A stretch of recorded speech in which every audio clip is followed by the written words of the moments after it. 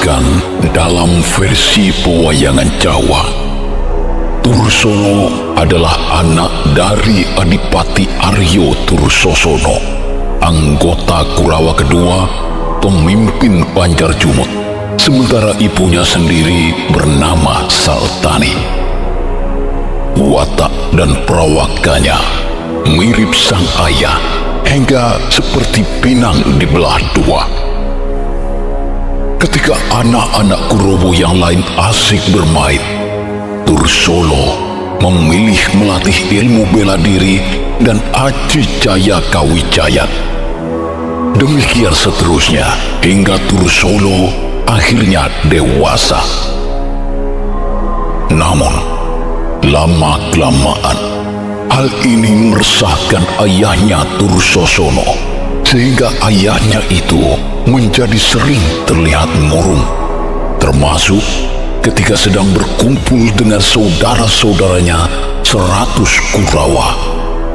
Kakaknya yang juga Raja Hastina, yakni Duryudono, diam-diam menyaksikan kegelisahan adiknya itu, namun sungkan untuk bertanya padanya. Hingga suatu ketika, di saat sedang berdua saja dengan Resi Turno, Duryudono mengungkapkan tanda tanya besar dalam kepalanya.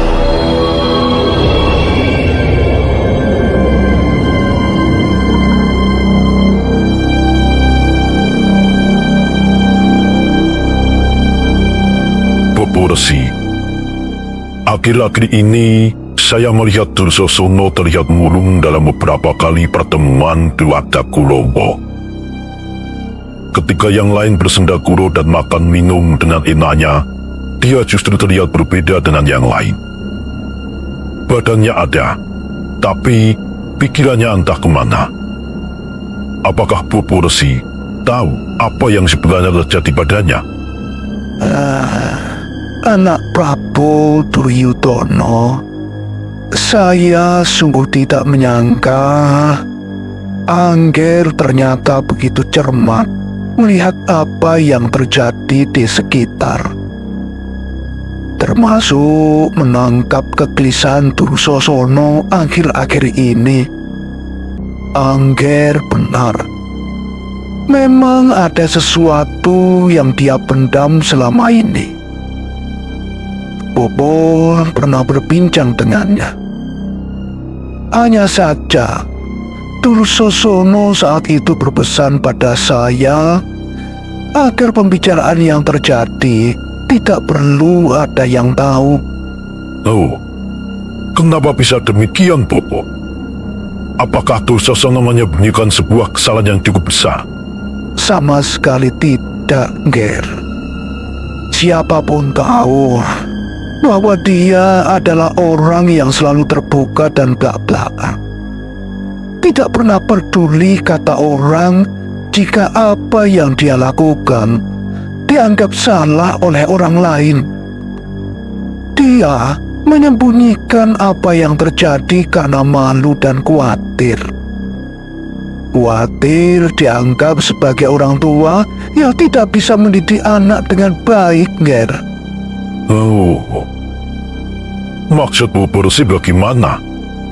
Apa kegelisahan itu berhubungan dengan putranya Tursono? Benar, Ger.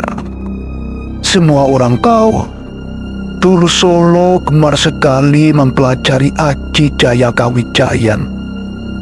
Dia sering sekali pergi ke berbagai tempat mencari orang Linoe untuk diserap ilmu kesaktiannya.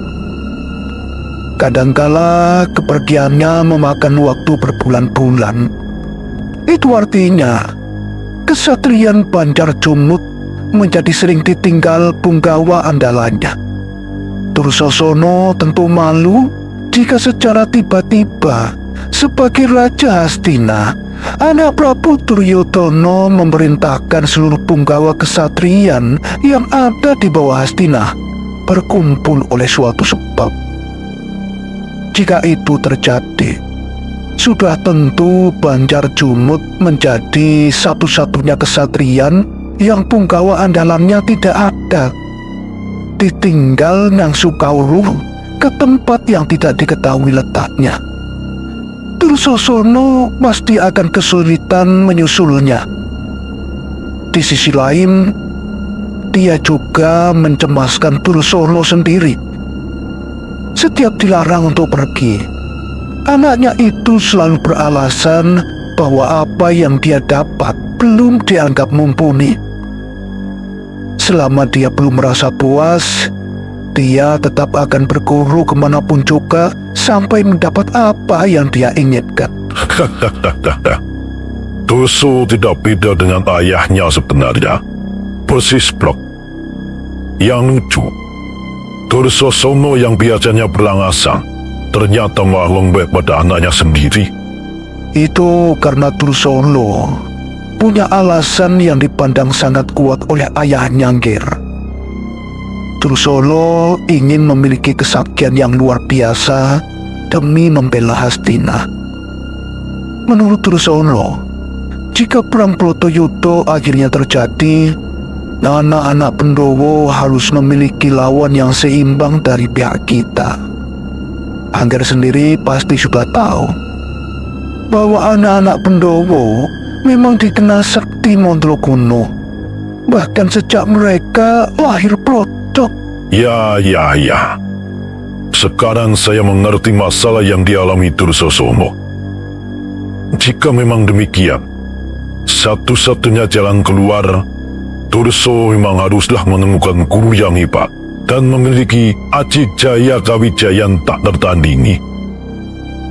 Apakah Proporsi punya jalan keluarnya? Sejak disambati Angger Dursosana, saya sendiri memang berusaha membantunya mencari jalan keluar. Namun baru 2-3 hari ini saya mendapatkan Angger. Begini, saya mendengar kabar bahwa ada sebuah pertapaan misterius di alas Wonoyoso. Disebut misterius karena pertapaan itu tiba-tiba saja ada di sana. Demikian juga pemiliknya. Orang menyebut pertapaan itu sebagai pertapan Carang Gunung. Dipimpin oleh ras raksasa bernama Begawan Dewangkara. Konon, dia memiliki sebuah ajian sakti berjuluk Aji Ginong. Namun, ajian ini punya banyak nama untuk mengelabui lawan. Ajian miliknya itu sangat berbahaya, Nger. Orang biasa yang terkenal Aji Ginong, tubuhnya akan hancur berkeping-keping menjadi mirip tepung. Asap hitam yang keluar ketika ajian ini dirapalkan akan menyebabkan orang sesakti apapun menjadi lumpuh tidak berdaya. Walah, apa benar demikian, Bopo? Jika memang seperti itu dampaknya, saya rasa ajian itu dahulu berasal dari sesuatu yang menyimpang. Ya, mungkin saja demikian. Tapi Dursala tidak akan peduli dengan hal itu. Sekarang, semua terserah ayahnya Dursosana. Dia akan merestui anaknya berguru di sana atau tidak. Saya hanya akan membantu saja. Ya, mudah-mudahan Dursosana akan merestuinya. Jika tidak, Durso pasti akan terus-terusan meninggalkan kesatriannya. Bagaimanapun juga, dia adalah salah satu anak Kurawa yang menjadi andalan saya jika terjadi apa-apa pada Hastina. Saya juga berjanji, jika Durso pada akhirnya berhasil memiliki ajian dahsyat itu, saya akan meminta Durso sekaligus memboyong gurunya ke Hastina menjadi bagian dari kita. Apapun yang Begawan Dewangkara minta, akan saya turuti. Kesaktiannya pasti akan sangat berguna untuk menghadapi Pandhawa kelak. Baiklah, Bopo. Saya akan memerintahkan prajurit untuk memanggil Dursosana kemari membicarakan hal ini.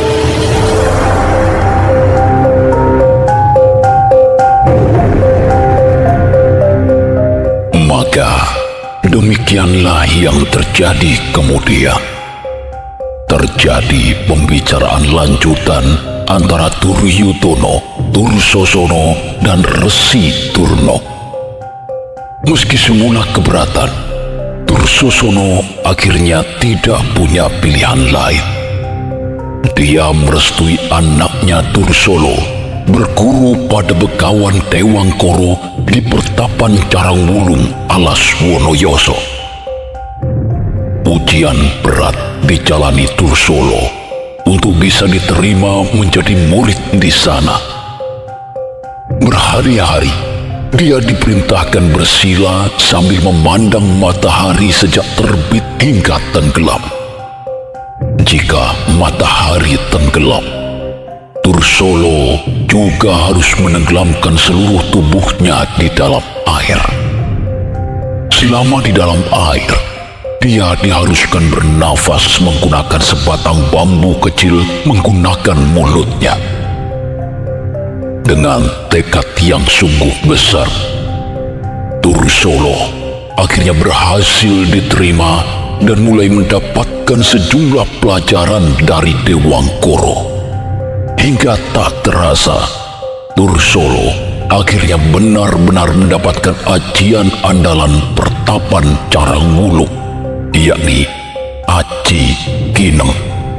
Sebuah ajian yang sangat berbahaya bukan hanya manusia, tapi juga makhluk hidup pada umumnya. Dursolo akhirnya pulang ke Hastina.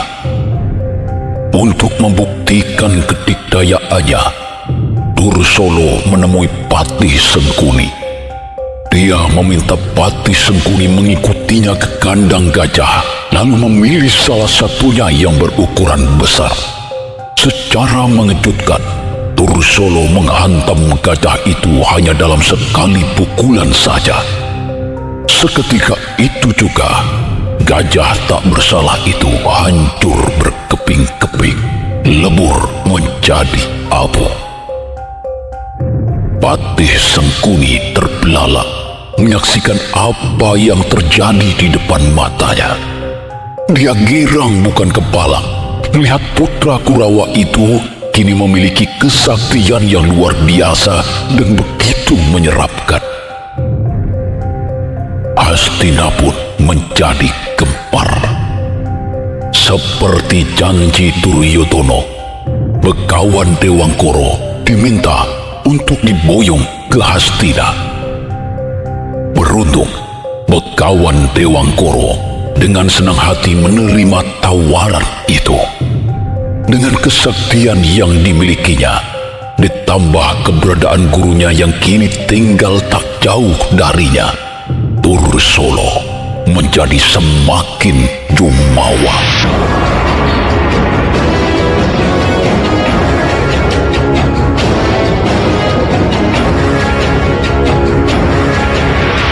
Dikisahkan, sebelum pecah perang Baratayuda, tanpa seizin dari para pepundennya, Raden Gatotkaca mengajak saudara-saudaranya, para putra Pandawa, mengadakan latihan perang di Tegal Kurusetra.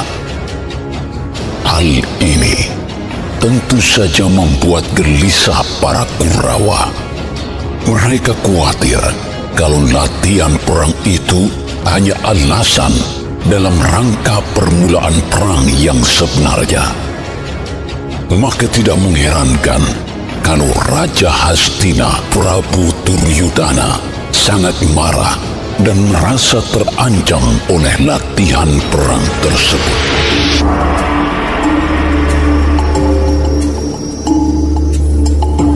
Ini tidak bisa dibiarkan. Mereka harus dihentikan secepat mungkin. Jika mereka dibiarkan tetap ada di sana, mereka bisa saja menyusupkan tulis sandi ke wilayah kita. Saya tidak ingin itu terjadi. Tapi yang saya dengar, anak-anak Pendowo itu hanya sekadar berlatih saja, Nger. Itu bisa dimengerti, karena Tegal Kurusetra sangat luas dan di sanalah juga akhirnya Bratayuda akan terjadi. Tongkolowo dulu juga pernah berlatih di sana, dan pihak Pendowo juga tidak keberatan. Kurawa dahulu berlatih di sana dengan pemberitahuan lebih dahulu pada pihak Pandowo Bopo Resi. Kita masih menghormati mereka. Yang terjadi kali ini sebaliknya, mereka menggunakan Tegal Kurusetro seenak udelnya. Lancang sekali mereka. Jangan-jangan anak-anak Pendowo itu berlatih tanpa sepengetahuan orang tuanya, Boyo. Soalnya aneh sekali. Sampai saat ini, kita belum mendapatkan pemberitahuan apapun dari mereka. Saya tidak peduli, Bopo. Saya hanya mau mereka pergi dari sana secepatnya. Jika mereka menolak, maka mereka harus ditumpas, dibunuh seluruhnya. Jika kematian mereka menyebabkan Brotoyuto dipercepat, anggap saja itu sudah ketentuan para dewa. Jangan seperti itu, Ger. Jangan mengambil keputusan terlalu cepat. Apalagi dalam keadaan marah yang sedang memuncak seperti itu. Seseorang akan menjadi cenderung melihat segala sesuatunya dari sudut pandang yang sempit. Hal ini bisa mengakibatkan keputusan yang diambil menjadi tidak seimbang dan bisa merugikan diri sendiri. Sebaiknya Pak Joko tenang dulu, luangkan waktu sejenak untuk memperhitungkan segalanya. Keputusan yang diambil dengan pikiran yang jernih dan bijak akan membawa hasil yang baik juga untuk semuanya. Bagaimana bisa tenang jika musuh tepat ada di depan mata, Bopo? Sesuatu yang tidak tertebak bisa terjadi kapanpun juga.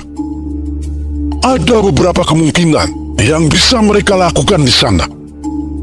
Pertama, mereka mencoba menyusup masuk untuk mata-matai kita, membuat catatan-catatan tentang seberapa kekuatan kita, di mana kita tempatkan para prajurit kita, hingga seperti apa saja perangkat tempur yang akan kita pergunakan kelak. Jika itu tidak mungkin mereka lakukan, mereka bisa menggunakan cara lain, yakni berusaha mendekati orang-orang kita, mencipta para pengkhianat dengan cara mengiming-imingi sesuatu untuk memperoleh keterangan-keterangan penting. Kedua, mereka sedang memantik api, menimbulkan ketegangan dan kebingungan di antara punggawa kita. Kabar keberadaan mereka yang telah ada di depan mata bisa membuat orang-orang kita terpancing datang ke Tegal Kurusetro sebelum waktunya. Menimbulkan bentrokan yang seberapapun kecilnya tetap akan mengurangi kekuatan kita sebelum perang dimulai. Apapun yang akan kita lakukan pada mereka akan menjadi sejumlah catatan penting bagi Pendowo. Maka daripada berpanjang-panjang, kita selesaikan saja mereka di sana dan segera bersiap dengan berbagai akibat yang terjadi selanjutnya. Ingat, Bopo, mereka di sana di bawah pimpinan Gatotkaca. Dia telah ditunjuk sebagai salah satu Senopati Amarto. Ya, saya tentu paham dengan semua yang Pak Tuku sampaikan tadi. Tapi kita tetap harus mencari jalan keluar yang lebih penuh perhitungan. Tidak asal hantam seperti itu. Silakan jika Bopo punya cara yang lain. Saya ingin mengetahuinya lebih dahulu. Begini, Ger. Kirimkan saja pasukan yang sebanding dengan kekuatan mereka ke Tegal Kurusetro. Mereka kita beri status sebagai duta. Duta itulah juga yang akan meminta mereka bubar dan pulang kembali ke Amarta. Jika mereka menolak, maka duta itu dan para pengawalnya lah yang akan menghadapi mereka di sana. Bagaimana jika pasukan kita yang kalah dan banyak yang gugur, Bopo? Maka itu bisa menjadi catatan besar untuk melayangkan protes keras pada Pendowo. Kita menjadi punya posisi tawar yang lebih baik karena mereka bisa dianggap membantai para duto atau para pengawalnya. Mereka harus mendapatkan sanksi. Mengenai apa sanksinya, kita pikirkan belakangan. Tapi bagi saya, mudah-mudahan hal itu tidak pernah terjadi. Cukup sampai mereka pergi dari Tegal Kurusetro saja dan semua tetap baik-baik saja. Memangnya siapa yang bisa memimpin pasukan kita ke sana? Dia haruslah sebanding kemampuannya dengan Gatotkaca. Loh, Apakah Patuko lupa bahwa saat ini telah mempunyai senopati yang tidak kalah didaya dengan Gatotkaca? Kemampuannya sekarang tidak bisa dipandang remeh karena punya ilmu yang mampu melebur makhluk hidup. Dursala maksud Bopo? Apa kesaktiannya sanggup untuk menghadapi Gatotkaca? Sampai saat ini, Dursala belum pernah menggunakan ilmunya untuk menghadapi musuh yang benar-benar sakti mandraguna. Dia hanya baru melebur gajah yang meskipun besar, tidak punya aji jaya kawijayan sama sekali. Ya, jika Patuko ragu dengan kesaktiannya, mintalah dia mengajak serta gurunya Begawan Dewangkara. Sekalian kita uji, apakah kita tidak sia-sia mengajak Begawan Dewangkara menjadi bagian dari Kurawa. Baiklah Kang begitu, Bopo. Prajurit, pergilah ke kepatihan sekarang juga. Mintalah Patih Sengkuni untuk menemui Dursala. Kamu pasti sudah mendengar pembicaraan kami berdua. Sampaikan semuanya saja. Suruh Dursala mengusir anak-anak Pandawa yang sedang lantang berlatih perang di Tegal Kurusetra.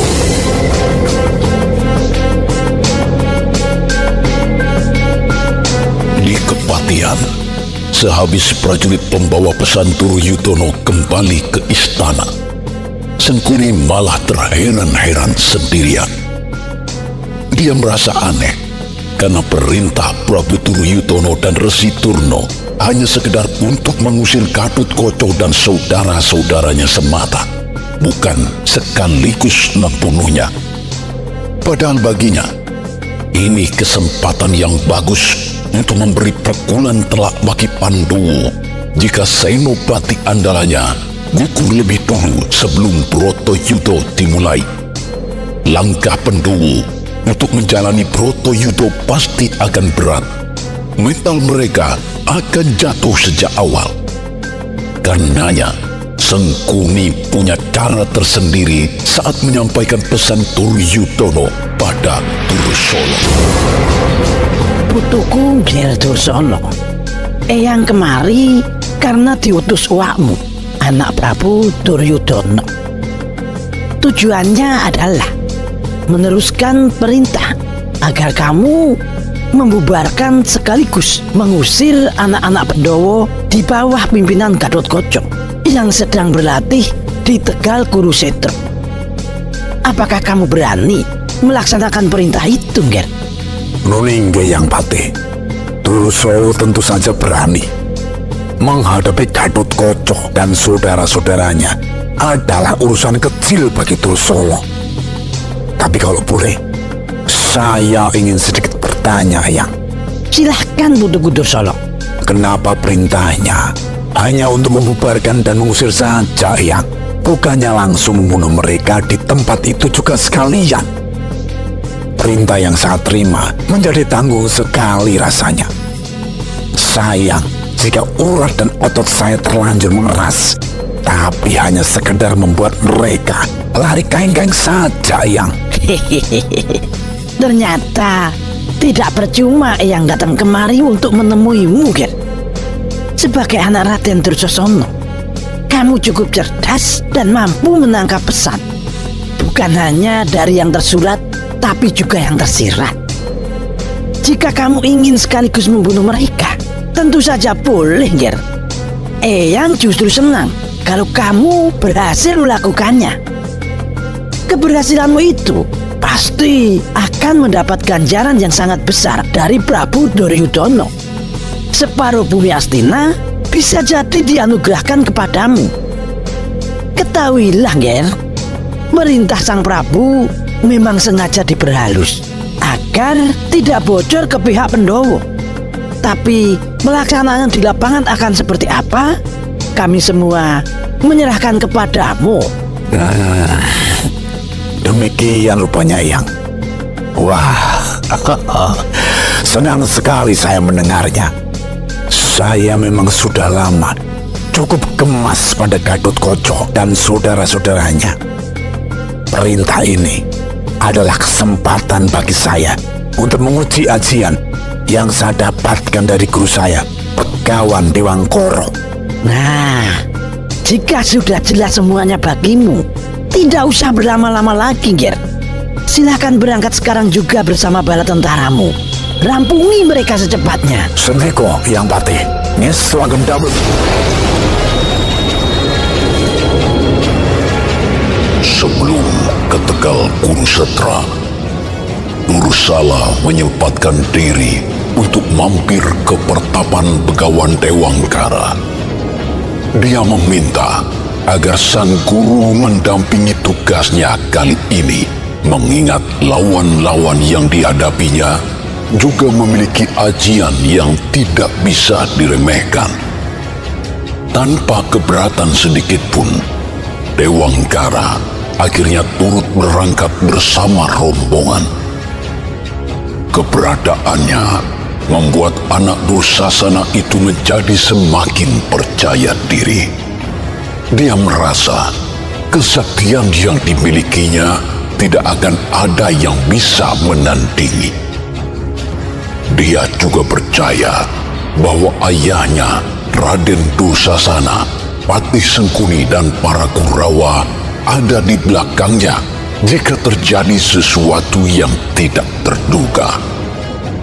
Belum lagi iming-iming ganjaran yang akan diterima jika berhasil membunuh musuh yang ada di Tegal Kurusetra.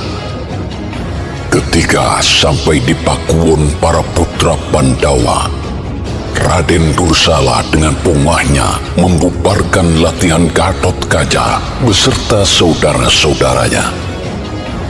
Tentu saja mereka tidak suka diperlakukan demikian. Di Pandegani Gatotkaca, mereka melawan rombongan Dursala.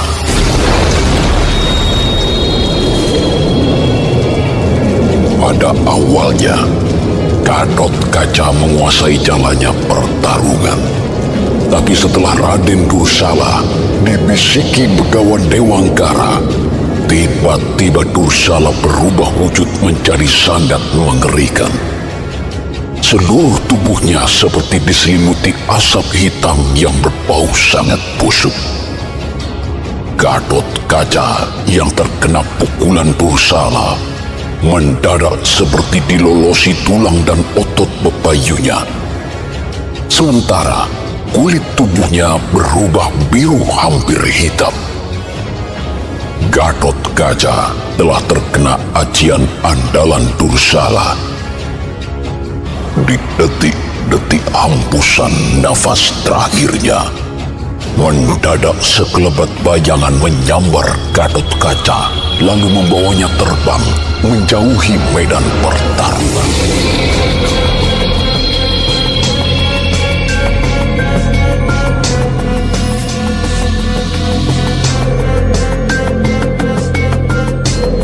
Selepas menyelamatkan Gatotkaca, Antasena telah pergi mengabarkan apa yang terjadi pada Wisanggeni yang kala itu tidak ikut berlatih namun berada di kediamannya di Kahyangan Tursilogeni. Laporan yang diberikan Antasena membuat Wisanggeni murka luar biasa. Dia turun ke Marcapada lalu mengirim surat ke Hastina, sebuah surat yang dianggap bisa merubah jalannya perang Bratayuda.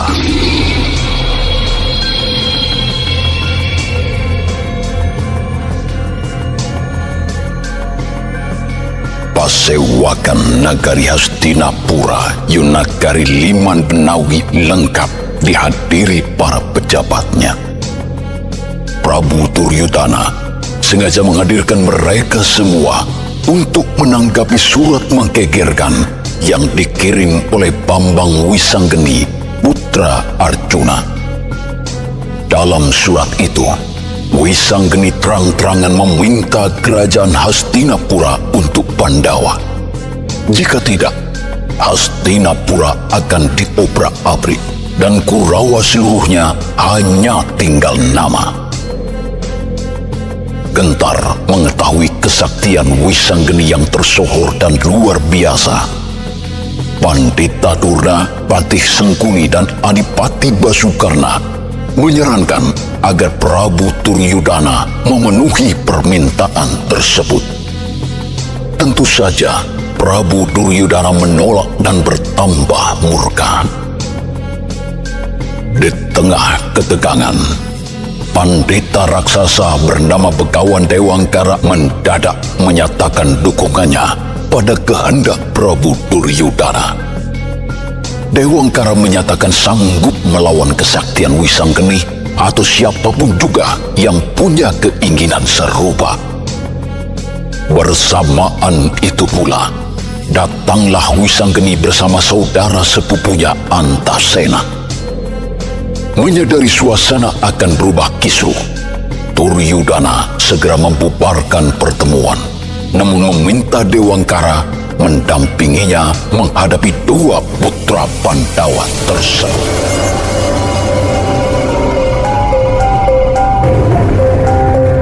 Langsung saja, Wak.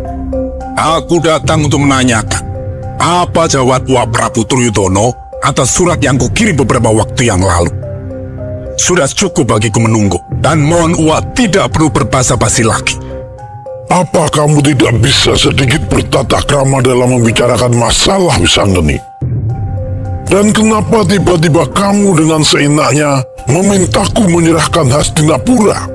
Aku akui, kalau aku memang tidak bisa bertata krama seperti umumnya anak-anak Pandawa lainnya. Tapi itu bukan berarti aku tidak tahu ajaran leluhur yang menyebut kebahagiaan orang tua adalah ketika anaknya tahu unggah-ungguh dan menjalankan tata susila. Karenanya, untuk mengganti kekurangan-kekurangan yang ada dalam diriku, aku ingin mempersembahkan kembalinya kerajaan Hastinapura ke tangan para pebunan Pandawa. Sudah jelas, Hastinapura sebenarnya milik para Pandawa. Tapi karena kelicikan dan kebusukan hati yang Patih Sengkuni, Hastinapura akhirnya berada di tangan Uwak Prabu Duryudono sampai saat ini. Uwak Prabu Duryudono ibarat orang minum madu. Karena merasakan manisnya, menjadi tidak mau memuntahkan kembali. Kalau Uwak Prabu Duryudono memang ingin punya negara dan kekuasaan, ya harus berusaha membangun kerajaan dan kekuasaan sendiri, bukan mengaku-aku kerajaan milik orang lain. Wisanggeni, kamu jangan asal bicara. Kamu siapa? Setahuku kerajaan Hastinapura tidak punya pegawan atau pandita sepertimu. Aku Begawan Dewangkara. Kerajaan Hastinapura memang milik Prabu Pandu Dewonotoswargi. Tapi perjalanan waktu telah membuat segalanya terjadi. Sekarang Hastinapura jelas-jelas milik Prabu Duryudono.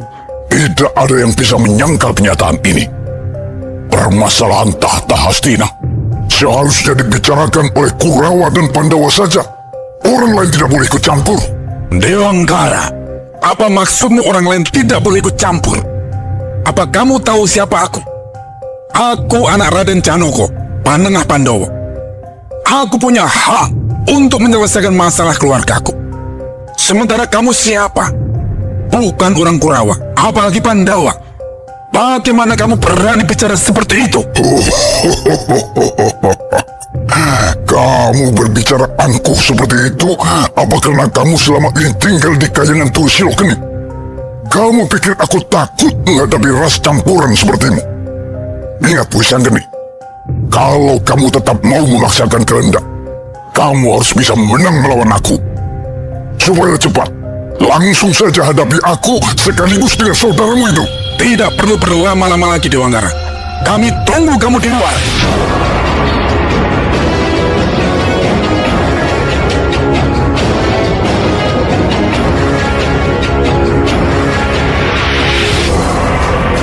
Pecah pertaruhan antara dua putra Pandawa melawan Begawan Dewangkara. Meski Antasena dikenal sakti mandraguna, tapi ternyata dia bukan lawan sepadan sang pandita raksasa itu. Dalam waktu singkat, ketika aji pangrayangan digunakan Dewangkara, tubuh Antasena berubah kaku layaknya arca. terkejut Wisanggeni menyaksikan kesaktian Dewangkara yang di luar dugaan. Benaknya bertanya-tanya, siapa sesungguhnya lawan yang sedang dihadapinya. Tidak biasanya, ras raksasa punya ajian yang demikian dahsyat. Meski amarahnya meletup-letup, namun nalarnya tetap jalan. Kalau dia sekedar menuruti nafsu, kemungkinan dia juga akan bernasib sama dengan Antasena. Ketika benar-benar merasa terdesak, Wisanggeni akhirnya memutuskan kembali ke kayangan Wotaradir Pawono atau Alang-Alang Kumitir, mengadu pada Sang Hyang Podowenang atau Sang Hyang Asih Prana.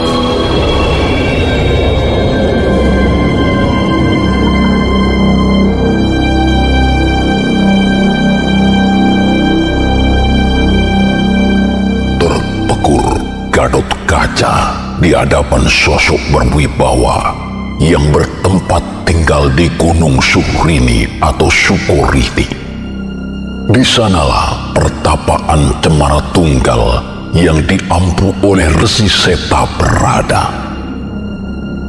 Dengan kesaktiannya, Resi Seta, putra Prabu Matswapati Raja Wirata, nyawa Gatot Kaca bisa diselamatkan.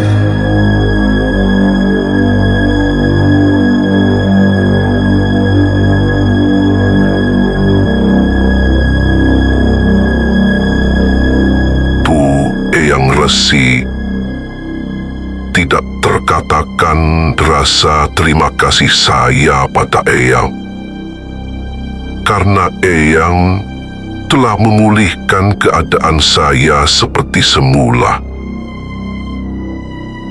Tapi sungguh, saya merasa malu atas kekalahan yang saya alami.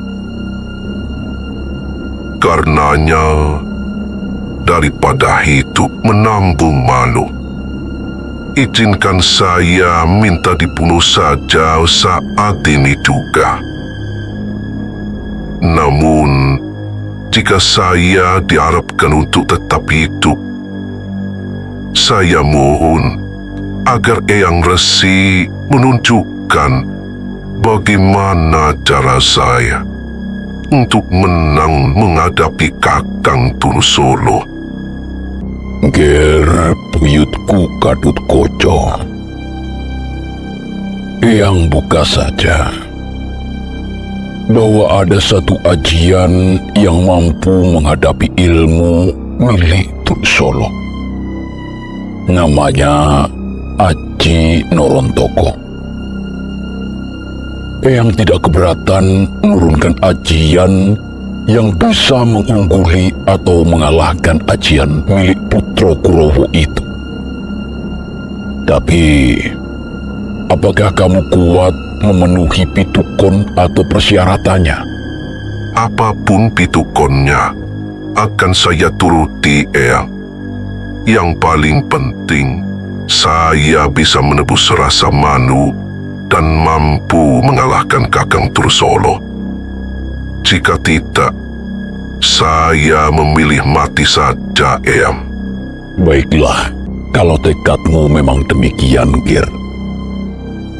Perlu kamu ketahui sebelumnya, ajian milik Dursolo itu dikenal sebagai Aji Ginem. Namun, dia memiliki banyak nama. Di antaranya Ajian Wimonosoro, Ajian Wiworosoro, Aji Kumbolo Geni, Aji Pangrayangan, atau Aji Condrowiro yang semuanya mengandung watak sangat buruk. Siapapun yang terkena ajian itu akan menjadi hitam seperti terbakar. Bagi yang tidak punya kesaktian apa-apa, dia akan lebur menjadi abu. Dursolo telah mendapatkan ajian itu menggunakan cara-cara aneh. Sebaliknya, Aji Norontoko yang akan Eyang berikan padamu memiliki watak baik dan bersih. Hanya saja, untuk mendapatkan ajian ini tidak mudah. Kamu harus menjalankan topo broto tiada henti dan selalu berbakti pada Hyang Maha Asih. Mengasihi, menjaga, dan memelihara alam semesta. Yang paling utama adalah harus selalu rendah hati. Ketika kamu tinggi hati, justru kamulah yang kalah. Aji Norontoko juga merupakan pelambang bahwa mereka yang akan berjaya adalah mereka yang memiliki kepasrahan jiwa. Mereka yang tulus berserah pada kehendak Maha Kuasa. Pemilik Aji Norontoko harus memiliki dasar jiwa kebersamaan yang utuh, tidak mau dan tidak mudah diadu domba, mencapai tataran manunggaling rogo, roso, nalar, dan sukmo. Jika sudah mampu demikian, dia akan selalu mawas diri, mawas rogo, mawas roso, mawas pikir, dan mawas roso. Singkatnya, menyatunya lahir dan batin dalam laku lampah, itulah inti kekuatan Aji Norontoko. Akan saya usahakan sekuat kemampuan saya untuk melakukan itu semua, Eyang. Jika kamu memang benar-benar siap melaksanakan pitukun atau persyaratannya, maka ada 3 hal yang harus kamu perhatikan. Pertama, jangan pernah menengok bayi yang belum berumur 8 hari atau belum genap sebulan. Katakanlah, jangan pernah menengok bayi sebelum puput pusarnya. Kedua, selama sepasan, kamu harus menjalani pati geni, tidak boleh makan maupun minum apapun juga. Dan yang ketiga, selama 40 hari 40 malam, kamu tidak boleh berdekatan, apalagi bersentuhan dengan perempuan. Apakah kamu sanggup menjalani laku itu, buyutku Gatotkaca? Sungguh besar niat saya untuk mendapatkan ajian itu, Eyang. Oleh karena itu, seberapapun sulit syaratnya, tetap akan saya laksanakan. Apakah ada lagi yang harus saya lakukan? Ya, ada, Nger. Karena Aji Norontoko sangat mematikan, maka sebelum kamu menggunakan ajian ini, pastikan musuhmu sudah kamu beri nasihat agar dia menyadari kekeliruan, kesalahan, atau keangkara murkaannya. Dengan begitu, kamu tidak akan dituduh semena-mena dalam menggunakan Aji Norontoko. Namun jika hal itu sudah kamu laksanakan, tapi musuhmu tetap keras kepala, semuanya aku kembalikan kepadamu. Sentiku, ngestu akan tahu, Eyang. Baiklah, Nger. Sekarang, pejamkan matamu, ulurkan tangan kirimu. Eyang akan merajah telapaknya. Bukalah telinga batinmu secara sempurna, karena Eyang akan membisikkan rapal dari ajian Norontoko.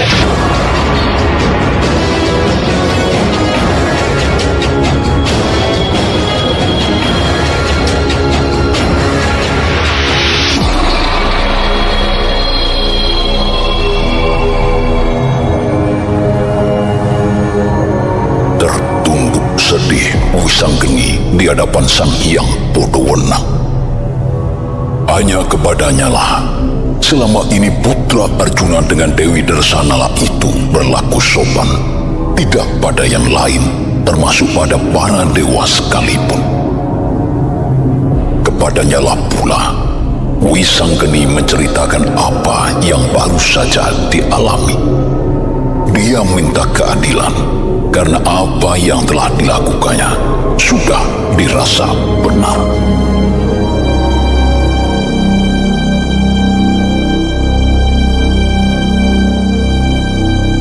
Ger, putuku Wisanggeni, apa yang kamu lakukan memang tidak salah. Kamu ingin berbakti pada pepundhenmu para Pandawa. Tapi ketahuilah, Ger, tindakanmu itu ora bener. Kamu telah nerak patah. Kamu melanggar aturan dan menabrak batas yang kamu boleh lakukan. Masalah Hastinapura bukan lagi hanya masalah Kurawa dan Pandowo, tapi juga sudah menjadi persoalan para dewa. Semuanya hanya bisa diselesaikan lewat Bratayuda Jayabinangun. Saya ingin mempercepat terjadinya perang itu, Kaki. Saya ingin para pepunden Pandawa dan putra-putranya tidak perlu terlibat perang. Tidak perlu ada yang gugur. Biar saya dan Kakang Antasena saja yang menghabisi para Kurawa itu. Itu artinya kamu akan mempermalukan para dewa, Ger. Ketahuilah, Ger, sesungguhnya Begawan Dewangkara itu tidak akan pernah bisa kamu kalahkan. Dia sengaja ada di sana untuk menggagalkan rencanamu dan Antasena. Para dewa telah merancang segalanya dengan baik dalam sebuah catatan yang dinamakan Kitab Soro. Perang besar itu tetap harus terjadi, enggak? Karenanya, daripada usahamu menjadi sia-sia dan bisa merusak segalanya, sebaiknya hentikan rencanamu meminta kembali Hastina agar rancangan para dewa bisa terlaksana. Namun, Kaki, bagaimana cara saya dan Kakang Antasena bisa menunjukkan dharma bakti kepada pepunden Pandawa? Ger Wisanggeni, meski kamu tidak bisa toto kromo, ungkahunku, dan terkesan angkuh, tapi tingkah lakumu selama ini baik. Itu sudah cukup. Kamu telah dianggap mampu menjunjung harkat martabat orang tua dan para pepundhenmu lainnya. Tapi bukan hanya itu yang ingin saya persembahkan kepada pepunden Pandawa, Kaki. Baiklah, Ger. Begini, akan tiba saatnya nanti, sebelum Bratayuda Jayabinangun terjadi, kamu dan Antasena akan mendapat tugas yang lebih berat, yakni menghilangkan segala hal yang dapat menghambat jalannya perang. Caranya adalah dengan meruat sumber atau penyebab hambatan-hambatan itu dengan jalan menyingkirkan Bathara Kono dan Betari Durga. Untuk itu, sebagai persiapan, aku akan memberimu pusaka. Pusaka yang akan kamu gunakan untuk meruat keduanya. Namanya Koto Inten. Meski kegunaannya untuk meruat Bathara Kono dan Betari Durga, tapi sawab pusaka itu bisa kamu gunakan untuk mengetahui siapa sebenarnya Begawan Dewangkara yang telah membuatmu kalah. Jika kepenasaranmu sudah terobati, simpanlah pusaka itu baik-baik, Ger. Gunakanlah kelak untuk melaksanakan tugas utamamu, memusnahkan kedua sumber Turam Koro yang sudah yang katakan tadi. Ngestu akan dawuh, Kaki.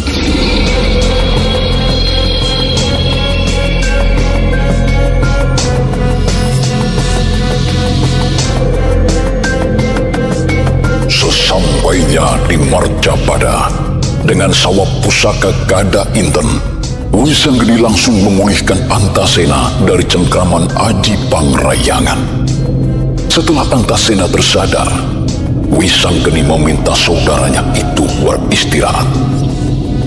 Setelah kembali bugar, Wisanggeni lantas mengajak sepupunya itu mencari keberadaan Begawan Dewangkara. Namun Antasena diminta untuk tidak terjun dalam pertarungan. Dia sendiri yang akan menghadapi musuh mereka. Tak berapa lama, Begawan Dewangkara berhasil ditemui Wisanggeni di pertapaannya. Tanpa banyak bicara, Wisanggeni langsung menyerang hingga kembali terjadi pertaruhan sengit. Sebelum lawannya merapal aji Pangrayangan, Wisanggeni lebih dulu berhasil menghantam Begawan Dewangkara dengan sawap gada inten. Seketika itu juga sang pandita berubah wujud ke sosok aslinya. Dialah Bathara Guru atau Sang Hyang Manik Maya. Wisanggeni dan Antasena terdiam mengetahui siapa sejatinya Begawan Dewangkara. Sama sekali tidak menyangka bahwa pandita raksasa yang memihak Duryudana itu adalah dewa yang bersemayam di Kayangan Tengku.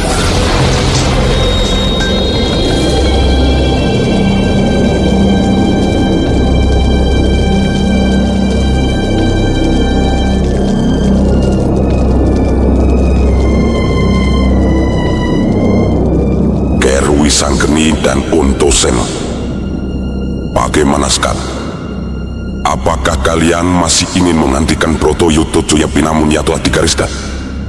Jika masih, Umum tetap akan menghalanginya karena kalian berusaha merusak rencana yang disusun para dewa. Aku minta maaf, Kaki Pukulun Bathara Guru. Aku telah mendapatkan wejangan Kaki Wenang tentang segalanya.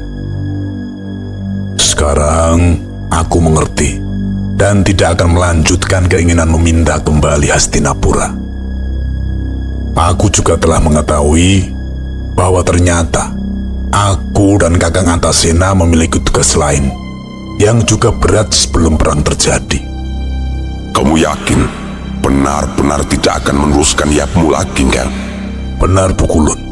Silahkan pegang kata-kataku. Baiklah, Nger. Kalau memang demikian, tugas Ulun sudah selesai. Saatnya Ulun kembali ke Kayangan Suruloyo. Silahkan, Pukulun.